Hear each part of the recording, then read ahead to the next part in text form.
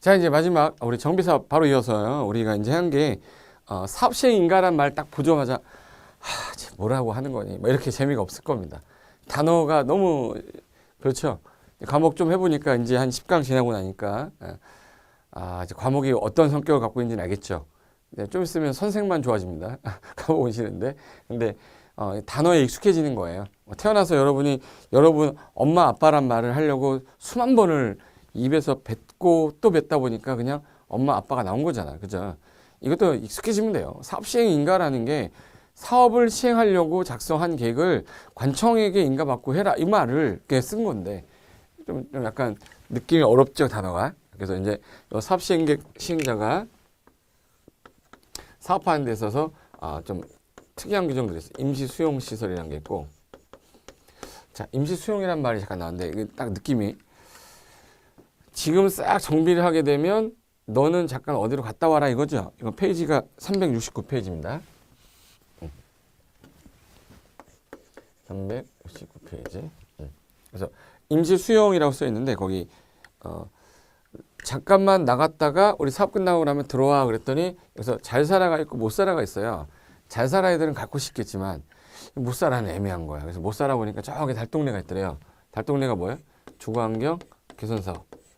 그리고 그다음 열악한 데 양호한 데 어디가 조금 더 못 살죠? 재개발. 그래서 이 두 가지만 임시 수용이라는 거 넣어놨어요. 그래서 거기 사업 시행자는 주거환경 개선 사업 및 재개발에다 밑줄 치세요. 못 살아 이렇게 쓰세요. 내가 너 때문에 못 살아. 그 못 살아가 아니에요. 갑자기 갈 곳이 없는데 우리 어떡하라고? 임시 수용소로 가. 그래서 포로 수용소라고 그래요. 자, 뭐 그런 거 넘어가고 잠깐만 임시 수용할 수 있는 곳으로 가 있다가 사업이 다 끝나고 나면 들어와라. 그래서 여기 주택에 철거되는 주택의 소유자나 세입자에 대해서 갈 곳이 없지 않습니까? 그래서 정비구역 내나 외에 소재한 임대주택 등의 시설에 임시로 거주하게 하거나 주택자금의 융자 알선 등 임시 수용에 상응하는 조치를 해야 된다. 이 경우 시행자는 그 임시 수용을 위하여 필요한 때에는 국가 지자체 그 밖에 공공단체 또는 개인의 시설이나 토지를 일시 뭐 할 수 있어요? 사용. 일시 뭐예요? 사용이야. 잠깐 쓰게 하는 거야. 근데 임시 수용 쓰는데 가만히 보니까 이거 다 좀 주거 지역에서 나오던 건데 그럼 상업 지역에 살던 사람들은 어떡할 건데? 그러면 임시상가 이렇게 만든 거예요. 그래서 만든 거예요. 임시상가. 막 이번에 임시상가라고 돼 있죠? 임시상가 등에 설치죠. 그럼 잘 보세요. 상업이란 말 듣는 순간 이거 무슨 사업이네. 임시상가 나오면. 그렇죠. 도시환경정비 사업이죠. 그럼 도시환경 정비 사업을 할 때 상가 세입자들의 권리들을 보호하기 위해서는 임시상가를 설치할 수 있다. 근데 얘는 할 수 있다. 의미가 없어요. 그래서 여기 2번 도시환경 정비 사업의 시행자는 사업 시행으로 이주하는 상가 세입자가 사용할 수 있게끔 밑줄 상가 세입자 그리고 정비구역이나 그 인근에 임시상가를 밑줄 설치할 수 있다. 하야 한다가 아니겠다. 할 수 있다기 때문에 안 합니다. 할 수 있다는 얘기는 안 해도 된다는 얘기잖아. 그죠? 가능하면 해라 이건데 안 하지. 그리고 3번 토지 등의 수용 또는 사용이라고 되는데 이제 토지 등의 수용 사용. 여기서 토지 등의 수용 사용. 자, 여기서 수용이란 말이 딱 나오는 순간 어느 사업은 안 된다. 이게 머릿속에 딱 튀어나와야 되거든요. 여기서 투기가 제일 많은 게 무슨 사업이었죠? 재건축이에요.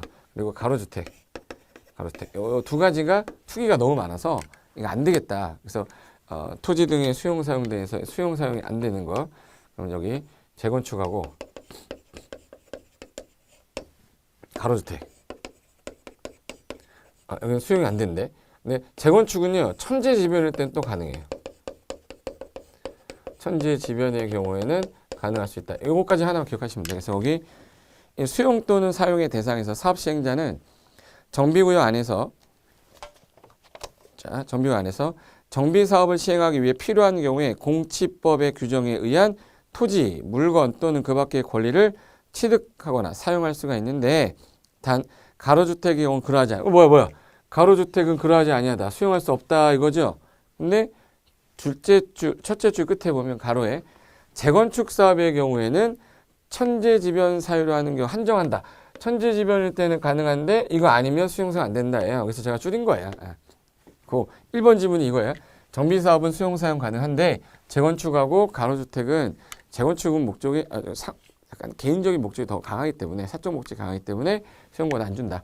천재지변일 때는 어쩔 수 없지 않냐 이렇게 된 거예요. 그럼 이제 수용에 관한 특례 규정은 이거는 기본 이론 들어가면서 보니까 특례 규정은 현재 볼 필요 없습니다. 잘 나오지도 않고. 자, 그럼 쌍가로 4번으로 갈게요.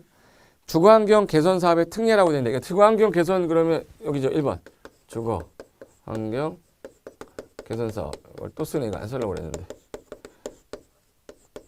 익숙해지는 거니까. 자, 이거 달동네거든요. 달동네는 사람들이 잘 살아서 못 살아서 약간 못 살아요. 못 사는 거 뭐 잘 사는 사람도 있겠지만 대다수가 못 사는데 그럼 그런 사람들한테 나중에 나갔다가 아파트 져서 집을 받았다고 해서 이 사람들한테 우리나라는 부동산을 사면요 채권을 사게 됐어요. 국민주택 채권이란 걸. 저들한테 채권을 사라고 하는 건 아니죠. 그래서 거기 주거환경 개선 사업에 따른 건축 허가받거나 부동산 등기를 할 때에는 밑줄 국민주택 채권 치고 매입에 관한 규정 적용하지 밑줄 아니한다. 그러니까 채권 매입하지 않아도 돼요. 누구의 경우에는 주거환경 개선 사업 못 사는 사업일 때는. 그리고 용도지역 지정 의제라고 되어 있는데 이거는 뭐냐면 주거환경 개선구역은 사업 방식이 어떤 형태냐면 이거 지울게요.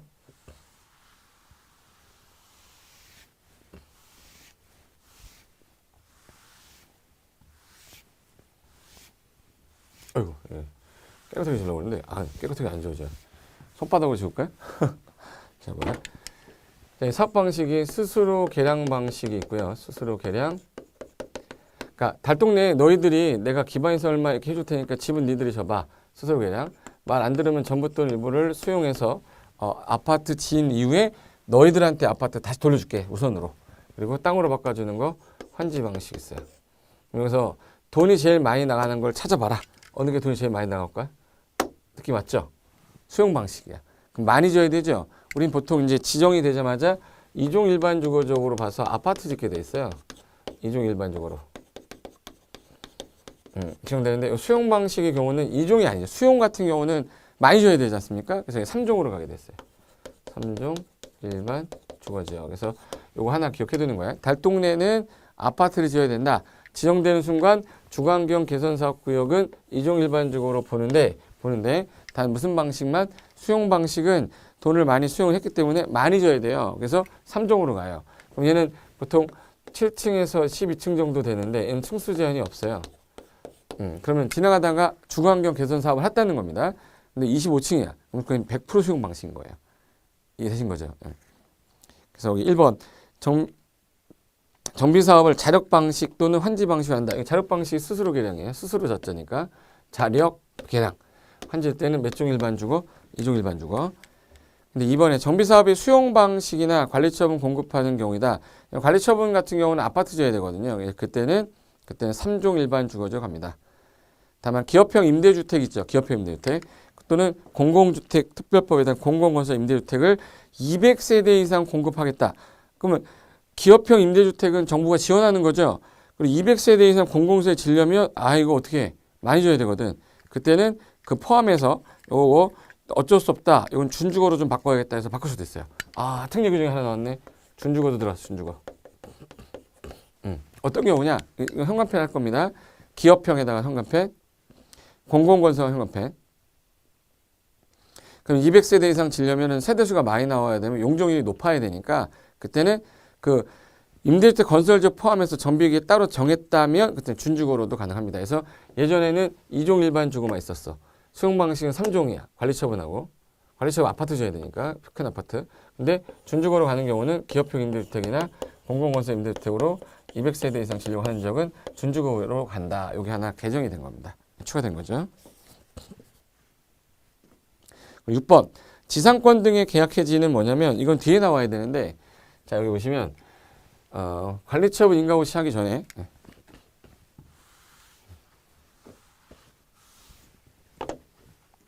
자 사업하기 전에 이 사람들이 여기 살았었어요. 이렇게 A라는 사람 살고 B라는 사람, C라는 사람, D, E, F, G 토지 소유자, 건물 소유자 되게 많겠죠. 이게 막 200, 700세대였다고 그러죠. 사업 끝나고 난 다음에 여기를 아파트 짓는데 이렇게 진다고 할게요. 여기 1000세대 진다고 할게요. 1000세대. 그럼 이제 여기 24평형대, 32평형대, 47평형대 짓는데 이리로 할까요? 그러면 이 사람들이 지금 현재 A하고 B하고 C하고 D가 나중에 나갔다가 나는 24평 할래, 32평 할래, 47평 할래 물어보고 해서 들어오게 해야 돼요. 야, 너는 작은 거 갖고 있으니까 24평 가, 30평 가 이렇게 해야 돼. 물어봐야죠. 그래서 이렇게 하겠다라고 작성해서 인가고시가 나면 이걸 60일 안에 통지를 해요. 그럼 통지해. 인가고시 났다고. 통지한 날부터 30일에서 60일 사이에 이 날짜를 우린 분양 신청 받는다고 그래요. 우린 분양 신청 기간이라고 합니다. 요 기간 안에 신청해야 되는데 요 기간이 부득이하면 20일 연장할 수 있어요. 요거 끝나는 날 있죠. 만료되는 날. 그날 기준으로 분양 설계 들어갑니다. 그걸 우리 분양 설계 기준일이라고 그래요. 분양 설계는 무슨 계획자는 거냐면 A는 나는 24평 할래요. B는 24평 할래요. C도 24평 할래요. D는 32평, E는 47평. 신청을 한 거야. 그럼 여기서 신청한 사람도 있겠지만 신청을 안 한 사람도 있어요. 얘 안 했어요. 근데 너무 금액이 작아서 신청 대상에서 제외될 수도 있어요. 신청 대상에서 제외될 수도 있고 그리고 신청했다가 처리할 수도 있어요. 그럼 얘네들은 아파트 신청 안 해서 안 받겠다는 얘기죠. 안 받겠다 그러면 얘는 현금으로 뭐 해야 되냐면 나중에 청산금 주고 내보내면 되고 그럼 이제 요 A는 24평, B는 24평, C 24평 이거를 배분에 대한 설계를 하는 거예요. 이렇게 해놓고 난 다음에 이렇게 할게요라고 인가 떨어지고 나면 이제 철거 들어간다. 시작하는 거예요. 철거 들어가면 이제 여기 살고 있던 사람 이제 나가야 되죠. 그래서 이 아파트에 자 A가 살고 있는 게 아니라 갑이 살고 있었고 A는 24평을 신청한 사람이에요. 바깥에 살고 있었고 임차인이었던 거야. 임차인이고 소유자. 이럴 수 있죠. 그럼 여기서 철거 시작하게 되면 이때부터는 사용하면 안 되겠네. 사용 수익이 정지가 돼버리면서 나가야 돼요. 소유권 이전 고시하는 날까지 나가 있어야 돼. 그래서 여기서 소유자하고 임차인 계약이 몇 년을 했냐면 2년을 약정하고 있는데 얘가 6개월 산 거예요. 임차인이. 보증금 2억에. 근데 인가고시가 떨어져 버리면 철거 들어가야 되니까 사용수익 정지가 안 되면 얘가 주택임대차 보호법상 나는 보호받을 수 있어요 라고 할 수 있죠. 보호받는데 6개월이죠. 6개월 지금 현재. 6개월이면 지금 현재 1년 6개월을 기다려야 돼. 얘가 나갈 때까지. 사업을 못하는 거죠. 그런 경우에는 안 되겠다. 인가고시 나면 계약 기간은 배제시키면 이제부터는 요 기간은 의미가 없어요. 2년 보호한 거 이런 거 의미 없고 양 당사자는 계약을 지금부터 해지할 수 있고 해지하면 이제 갑이 보증금 주세요라고 요구하겠죠. 그럼 소유자가 줘야 되는데 안 주는 거야. 갑자기 돈 어디다 썼나 봐요. 그럼 얘가 안 나가죠. 진행이 안 돼요. 그럼 그때는 누구 찾아가냐면 시행자 찾아가서 원래 누가 줘야 될 건데 소유자가 줘야 될 거를 시행자한테 금전 좀 돌려주세요라고 금전 반환 청구 소송할 수 있어요. 금전 반환 청구하면 시행자가 금전 줘서 얘 나가요. 그럼 이제 사업 다 끝났죠. 끝나고 난 다음에 시행자가 소유자한테 구상권 행사하면 됩니다. 너가 줄 거를 내가 대신 2억을 줬다. 내놔 이자랑. 근데 얘가 안 줘요. 얘가 지급받을 아파트 24평짜리 있겠죠? 그 아파트를 압류하면 된다. 이걸 임차권자 권리 등의 조정이라고 그래요. 사용수익 정지되는 바람에 얘 보호해 주려고 만든 거예요. 그래서 여기 6번에 계약의 해지라고 돼 있어. 1번. 정비사업으로 인하여 뭐 지상권 설정한 거, 전세권, 임차권 이 목적 달성 못하면 계약을 권리자 해지할 수가 있다. 2번. 금전반환 청구권인데 계약을 해지할 수 있는 자가 가지는 어떤 전세금, 보증금 그 밖에 계약상의 금전반환 청구권은 누구한테 하면 돼요? 시행자에게 할 수 있다. 맞고. 3번. 구상권 및 압류, 금전반환 청구권 행사에 따라 금전을 지급했던 시행자는 금전 지급해줬죠? 나중에 누구한테? 소유자에게 거꾸로 구상할 수 있다. 그리고 구상되지 않으면 당해 토지 소유자 귀속될 대지 건물 이거 뭐 하면 돼요? 압류할 수 있고 이 압류는 저당권과 동일성질 같습니다. 그리고 4번 다른 법률의 적용 배제라는 거는 이거예요. 이거 계약기간 분명히 우리 주택임대차 보호법에서 2년 약정 보호해주게 돼 있잖아요. 근데 그런 것 상가 건물 임대차 보호법이나 민법의 주택 임대차 보호법, 주임법에 그 보호해주는 기간은 여기서는 적용을 안 해요. 배제시킨다고 됐어. 그게 4번입니다. 다른 법률에 적용 배제해가지고 관리처분의 인가를 받은 경우 지상권, 전세권 설정 계약 또는 임대차 계약에 관한 기간은 민법, 주택임대차 보호법, 그리고 상가 건물 임대차 보호법의 규정 적용하지 않는다. 배제한다. 배제. 뺀다. 네. 7번 조합 소유 의제. 주택 재건축 사업을 시행함에 있어서 조합 설립 인가 현재 조합원 전체의 공동 소유로 되어 있는 토지가 있고 건물이 있으면 조합 소유 토지 건물로 당연히 보는 거죠. 이 경우 조합 소유로 보는 토지 건물의 처분에 관한 거는 관리처분계에 명시할 겁니다. 됐어요? 여기까지가 이제 권리자 보호 규정이고. 자, 깨끗하게 쓸게요.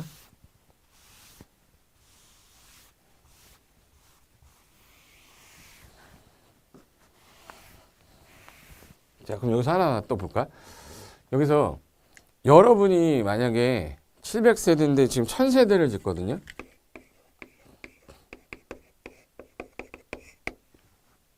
그럼 이 아파트의 분양 가격이 어떻게 책정되냐면 얘랑 가장 유사한 아파트 하면 1005세대짜리겠더래. 주변에 요거는 시공자를 누구로 선정했냐면 시공자를 대림건설로 했대요. 대림건설. 대림이면은 뭐죠? 이 편한 세상. 요즘 아파트 광고 안 하죠? 옛날에 엄청 분양 잘 됐더니 그거 맨날 선전하더니 이 편한 세상. 근데 옆에 그러니까 아파트가 1005세대인데 지은 지 입주한 지 1년밖에 안 됐대요. 거의 비슷하죠? 네. 여기는 샵으로 돼 있네. 샵으로 돼 있으니까 더 샵 포스코죠. 그럼 이제 얘네 세대수가 지금 현재 24평짜리가 32평, 47평짜리. 얘가 지금 현재 거래되는 금액이 현재 4억에. 얘가 지금 5억에. 만약 6억에 거래된다. 예를 들어서 이 상태인데 얘가 24평을 지금 현재 분양을 하는데 이 조합원들한테는 조합원 분양가가 얘는 2억이에요. 얘는 3억이고 얘는 4억이에요. 근데 이거는 땅을 내놓고 건물 내놓은 사람이니까 싸게 줘야죠. 근데 이거를 만약에 300세대가 700세대가 다 신청했다 하는 게 아니라 600이 신청했어. 100세대는 신청 안 했으면 현금 청산하면 되죠. 그럼 나머지 400세대는 일반 분양을 해야 된단 말이야. 근데 이거를 3억에 분양하고 4억에 분양하고 이걸 5억에 분양한다. 예를 들어서 그럼 여러분이라면 집을 살 때 24평 똑같죠. 내구현은 비슷하고 위치도 비슷해. 근데 몇 억이네? 3억이고 얘는 얼마야? 4억. 현금 주고 4억 사도 되지만 청약 넣어서 당첨되면 프리미엄 1억 정도 먹으러 이거 4억까지 가니까 나중에 4억 정도에 거래될 거란 말이에요. 이거 넣겠죠. 그럼 얘는 1억을 먹으려고 하는 건데 이 조합원은요. 지금 현재 내놓으면 2억에 사는 거니까 나중에 2억을 4억에 팔 수 있잖아. 프리미엄이 2억인 거예요. 그러니까 지금 현재 이 땅이 지금 현재 나왔는데 2억짜리 땅이면 얘는 나중에 4억짜리 아파트가 되는 거야. 이게. 그러면 요 2억에 팔리겠어요? 프리미엄 붙겠어요? 알파 붙겠죠. 그래서 2억 5천에도 팔리고 3억에도 팔리고 3억 4천에도 팔리는데 세금 못 따지니까 더 이상 올라가면 남는 게 없다. 그러면 안 사요. 프리미엄이 2억이니까 뭐 등기하고 등기 비용 빼고 나면 뭐 2억 5천 4천 빼면 남는 게 없잖아. 이렇게 되는 거예요. 이게 재개발하기 전과 후에 내가 이걸 투자할 거냐 말 거냐 판단하기 위해서 하는 건데 얘가 평형대를 신청할 때 순서가 분양청을 받아야 되니까 뭐가 떨어져야 돼요? 사업시 인가가 떨어져야 돼요. 그래서 거기 큰 5번에 분양 공고, 신청, 관리처분계. 1. 분양 공고. 사업 시행자는 사업 시행 인가 고시가 있은 날로부터 밑줄 60일 내. 인가 고시가 있는 날로부터 며칠 내? 60일 내. 계략적인 부담금하고 분양 신청 기간이 어떻게 된다는 거를 토지 등 소유자에게 통지부터 해야 돼요. 일단 뭐부터 하고? 통지. 통지가 되고 난 다음에 그다음에 분양 대상 되는 대지 건물에 대한 내역을 일간신문에 공고 때려놓고 신청 기간은 요 날이야. 60일 안에 통지하라 했으니까 30일이 된 때 통지될 수 있죠. 그러니까 이건 60일 안에 통지한 요 날이야. 통지한 날부터 30일에서 60일 연장해서 20일. 그래서 이걸 통삼육이라고 그래. 뭐라고 그래? 통삼육. 통삼육. 이거 어디서 많이 들어온 것 같지 않아요? 외워야 돼요. 숫자는 정말 외워야 됩니다. 못 외우면 문제 못 풀어요. 이거를 20일로, 40일로, 60일로, 30일로, 50일로, 20일로, 10일로, 30일로, 60일로, 20일로, 14일로 막 별짓 다 했거든요. 우리는 60일 내에 통지하면 통삼육. 통지한 날부터 30일에서 60일. 통36 통지한 날부터 30일에서 60일 362 30일에서 60일인데 20일 연장할 수 있다. 362 통36 362 날짜 정도는 기억하시고 이때 신청을 해야 되는데 안 했어. 제외됐어. 철회됐어. 현금 청산해버리겠다. 얘네 돈 받고 나가야 돼 이제.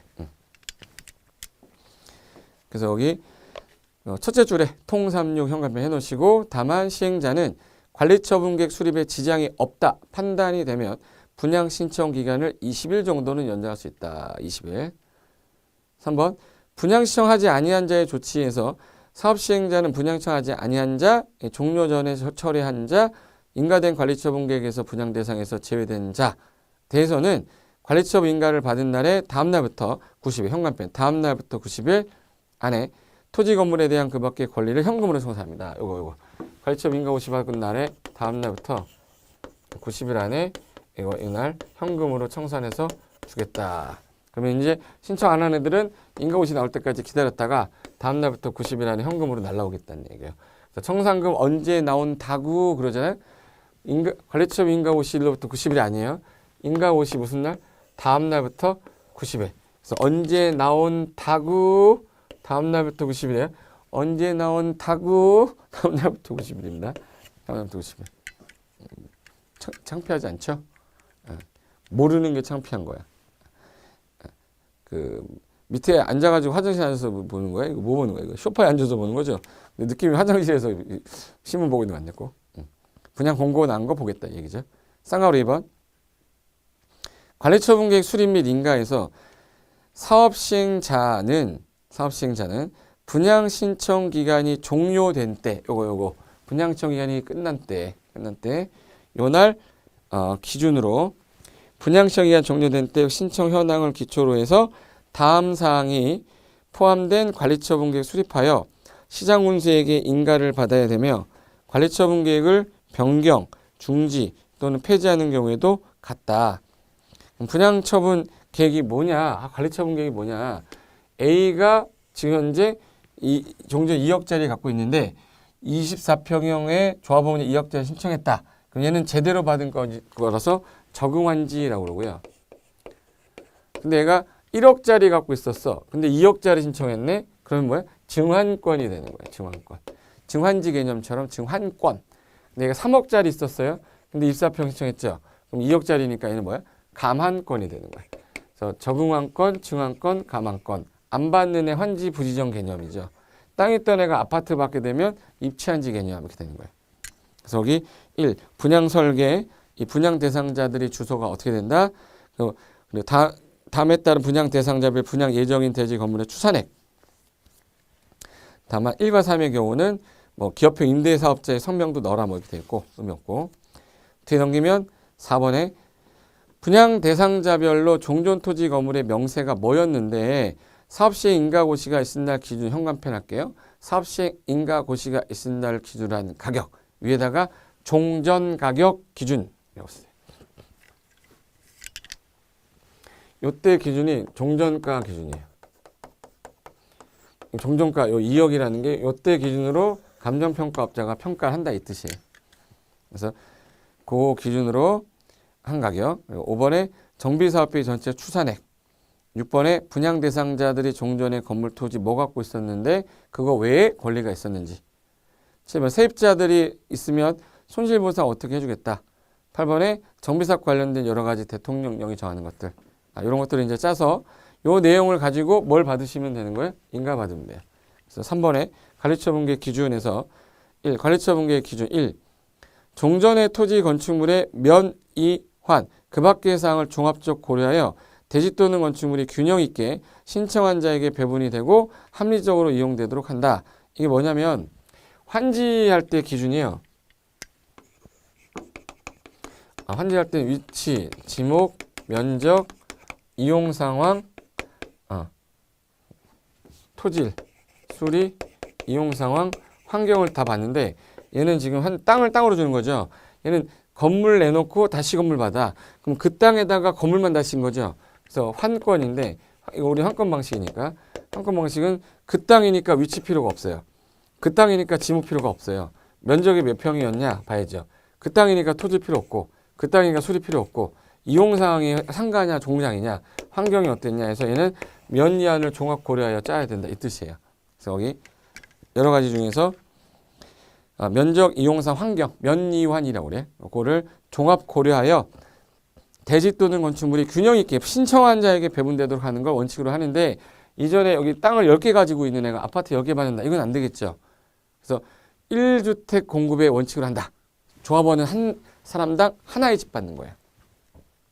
그래서 2번 가볼까? 지나치게 좁거나 넓은 토지 건물에 대해 필요한 경우 이거 증하거나 증가가 아까 증환권 감소시켜주는 거 감환권 적정 규모 되도록 한다. 이건 환지 개념을 그대로 베껴놓은 겁니다.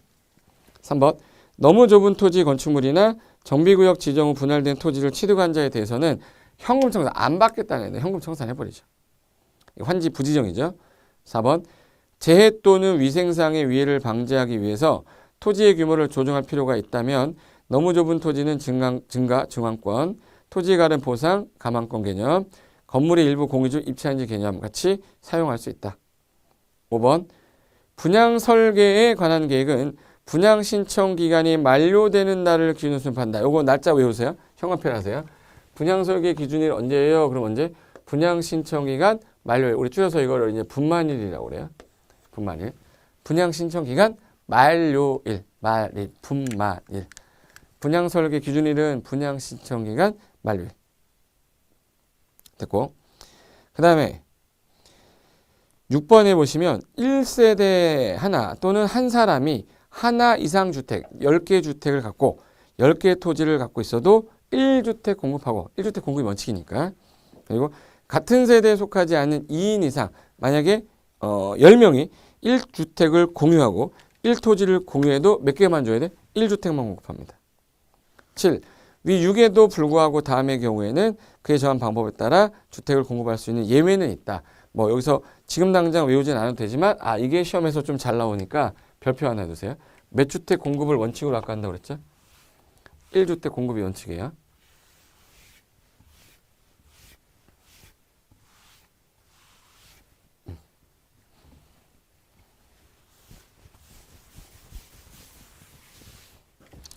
자, 1주택을 공급을 원칙으로 한다.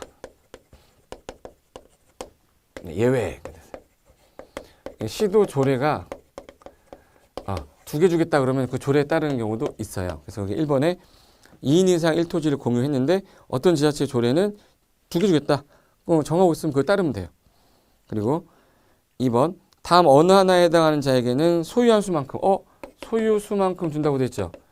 10개 있으면 10개 준다는 얘기죠.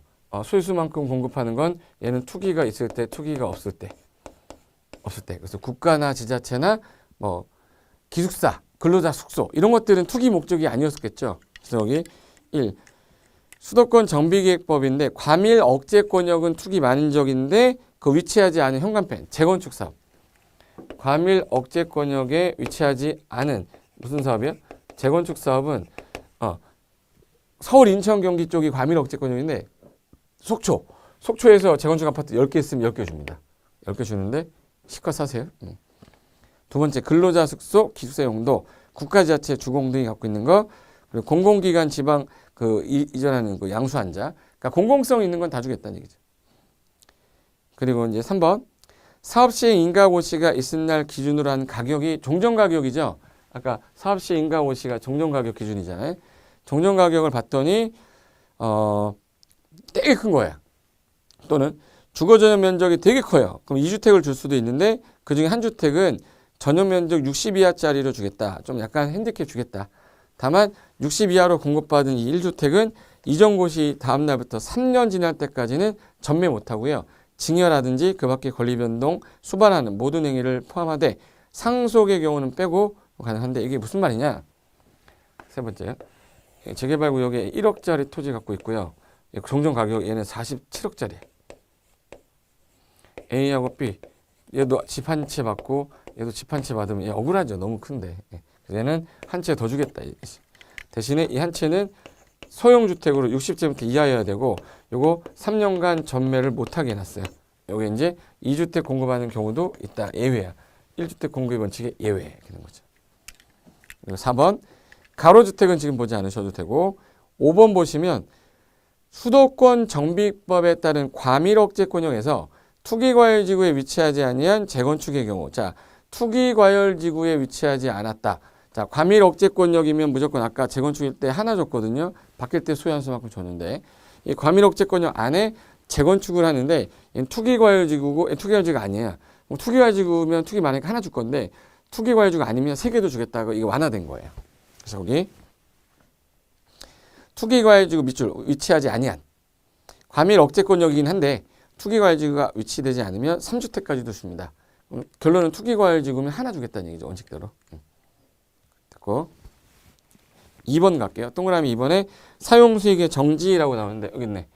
사용수익 정지되는 날짜 언제입니까? 그러면 뭐 들어갈 때요? 관리처분 계획에 따라 뭐 받은 때? 인가고시 받은 때. 그래서 여기 관리처분 인가고시가 있으면 종전 토지 현관편 하실까요? 관리처분 인가고시에다가 이때부터는 종전 토지, 건축물 소유자, 지상권자, 전세권자, 임차권자 등 권리자는 이종고시 있는 날까지는 종전 토지 건물에 대해 사용수익 못합니다.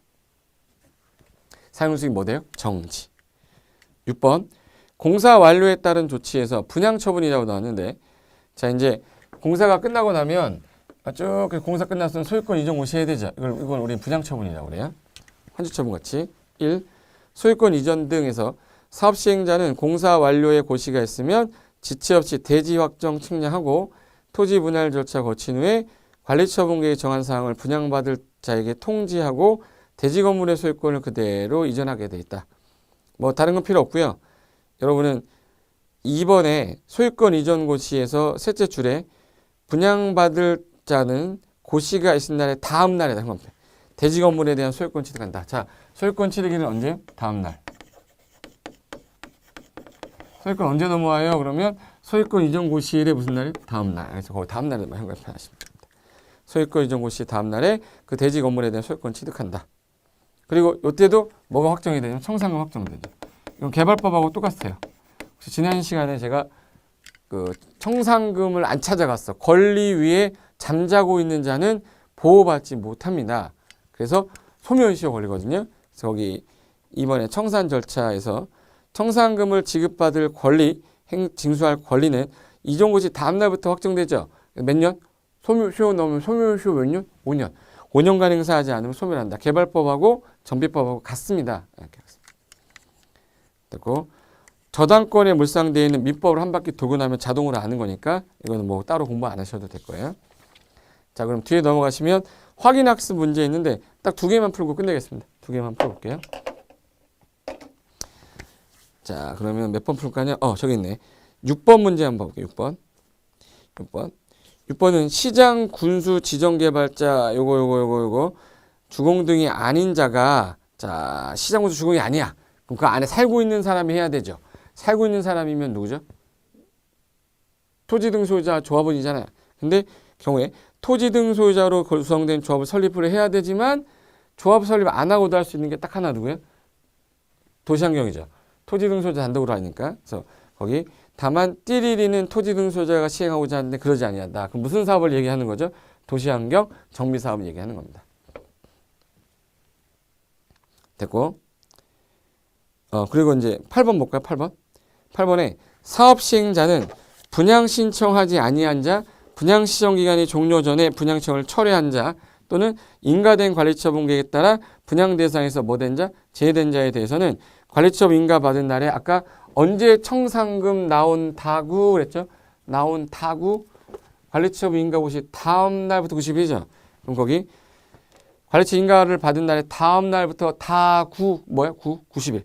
90일 안에 대통령 영의정한 절차에 따라 건물 토지 그 밖의 권리에 대하여 현금 청산합니다. 그래서 청산금 언제 나온다고 관리처분 인가 고시 다음 날부터 90일. 근데 90일 쓰는 거였네요. 답은 그래서 90일이었습니다. 이렇게까지 하고요. 다음 시간부터는 이제 우리 이제 건축법 들어가겠습니다. 건축법, 주택법, 농지법 하면 우리 기초적인 내용은 끝나는 거예요. 자, 오늘 여기까지 하고요. 다음 시간에 뵙겠습니다. 자, 수고 많으셨습니다.